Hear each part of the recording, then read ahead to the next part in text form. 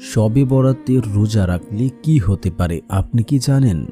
অনেকে জানতে চাচ্ছেন শবে বরাতের রোজা কয়টি কিভাবে রাখবেন, এবং অনেকে বলছে রোজা রাখা যাবে না, রাখলে পাপ হবে, গুনাহ হবে, সমস্যা হবে, বহু ধরনের কথা শোনা যায়।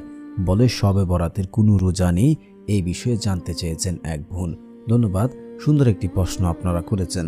দেখুন, শবে বরাত যেটাকে লাইলাতুল নিসফি মিন শাবান অর্থাৎ শাবান মাসের মধ্য রজনী, এটাকে শবে বরাত বলা হয়।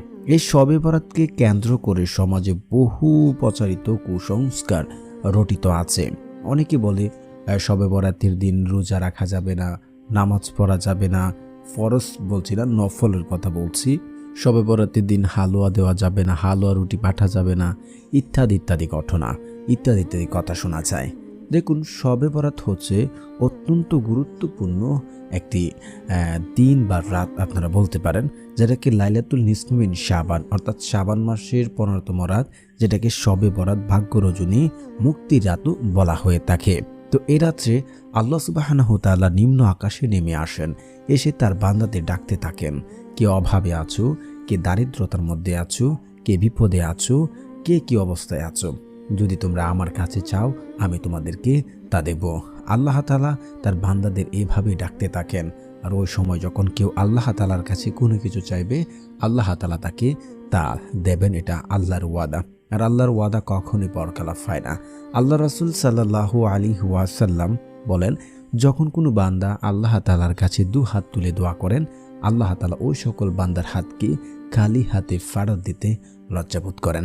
তো আল্লাহ তাআলা ওই সময় তার বান্দাদের ডাকতে থাকেন, এবং এ রাতটা অত্যন্ত বরকতময় এবং গুরুত্বপূর্ণ একটি রাত। এ রাত্রে আল্লাহ সুবহানাহু ওয়া তাআলা সমস্ত সৃষ্টিকুলের উপরে তিনি রহমতের দৃষ্টি দেন, এবং এ রাত্রে আল্লাহ সুবহানাহু ওয়া তাআলা সকল সৃষ্টিকুলকে তিনি সাধারণ ক্ষমা ঘোষণা করেন।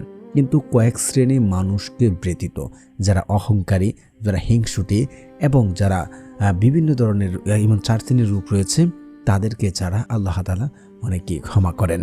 তো এ রাত অনেকে মনে করেন যে ভাগ্য রজনী বলা হয়। এ রাত্রে রিজিক, ভাগ্য, তকদির সবকিছু লিপিবদ্ধ করা হয়।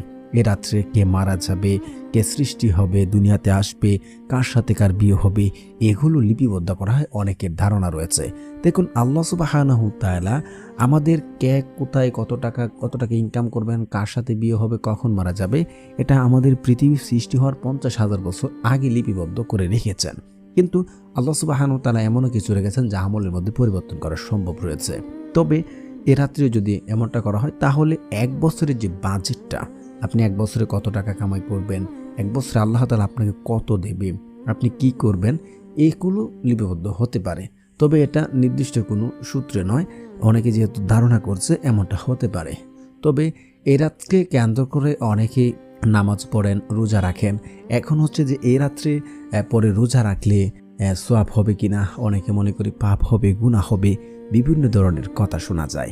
দেখুন, এটা যে শাবানের রোজা, শবে বরাতের রোজা, এমনটা কিন্তু আপনারা মনে করতে পারবেন না। এটা যদি মনে করেন তাহলে আপনাদের এটা ভুল ধারণা হবে। কারণ আপনারা আইএমের 20-এর রোজা 13, 14, 15 তারিখ এমনিতে রোজা রাখতে পারেন। দেখুন, এভাবে যদি আপনারা রোজা রাখেন তাহলে সমস্যা হবে না। রোজার ফজিলত হিসাবে রাসূল সাল্লাল্লাহু আলাইহি ওয়াসাল্লাম ইরশাদ করেছেন যে শাবানের একদিন রোজা রেখেছে তাকে আমার শাফায়াত হবে। মানে শাবান মাসের যদি কেউ রোজা রাখে আর কি, তো রাসূল সাল্লাল্লাহু আলাইহি ওয়াসাল্লামের তিনি শাফায়াত পাবে। আরেকটি হাদিস শরীফে আছে যে হুজুর সাল্লাল্লাহু আলাইহি ওয়াসাল্লাম ইরশাদ করেছেন, যে ব্যক্তি শাবানের 15 তারিখ রোজা রাখবে তাকে জাহান্নামের আগুন ছুবে না। তো বুঝতে পেরেছেন যে শাবানের যে মাস রয়েছে 13, 14, 15, আপনার যেহেতু শবে বরাত পরে 14তম রাত্রে 15তম, আপনার পরের দিন রোজা রাখতে পারেন, এখানে কোনো বাধ্যবাধকতা নেই। সুতরাং সকল বিষয়ের দিকে দৃষ্টি রেখে যদি কেউ রোজা রাখে ইনশাআল্লাহ সওয়াব পাবে। তবে মনে রাখতে হবে যে রোজা রাখার ব্যাপারে এই মাসে নির্দিষ্ট কোনো দিনকে পৃথক বা কোনো বৈশিষ্ট্য নেই বলে জানাচ্ছেন। দেখুন, এ রাত্রে আপনারা যে শবে বরাতে রোজা রাখবেন এমনটা না, এটা আইএমএ 20 পরের দিন আপনারা রোজা রাখতে পারেন, এখানে কোনো বাধ্যবাধকতা নেই। আশা করছি বুঝতে পেরেছেন।